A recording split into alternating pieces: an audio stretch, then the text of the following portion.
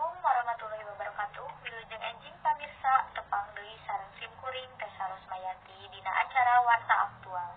Dina waktos ieu sim kuring bade ngadugikeun hiji warta ngeunaan pamarentah prayogi dana 58 triliun pikeun meser vaksin. Masyarakat didorong mayar pajeg. Pamirsa, pamarentah ngadesek masyarakat pikeun mayar pajeg ambe aranjeunna tiasa ngabantosan ngabiayaan meser vaksin kanggo program vaksinasi COVID-19. Indonesia peryogi sekitar 58 triliun pikeun kadua hal ieu.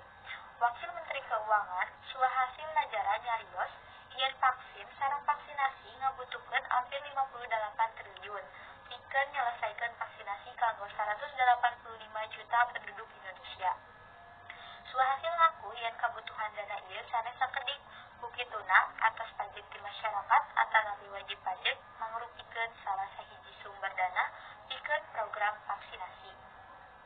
Masyarakat Indonesia tiasa dijaga tina COVID-19 ku vaksin supaya alon-alon kegiatan ekonomi tiasa dibuka deui. Kaayaan pandemi ieu cenah meriyogikeun gotong royong sareng sauyunan kanggo tiasa ngungkulunanana. Pamirsa, pamarentah ayeuna ngabutuhkeun sakitar 2.750 triliun kanggo pengeluaran negara anu sabagian dikumpulkeun tina pajeg. Total dana ieu diantarana pikeun ngatur pamulihan ekonomi nasional, kalebet ongkoh dana pikeun meser vaksin sareng program vaksinasi. Batas waktos pikeun laporan penghasilan pajeg penghasilan tahunan atau SPT 2020 beda antara anu mayar pajeg individu sareng perusahaan.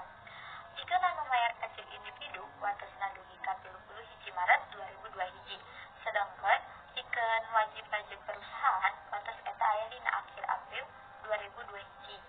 Mung sakitu nu tiasa ku sim kuring sampikeun, tepang deui dina acara salajengna. Wassalamualaikum warahmatullahi wabarakatuh.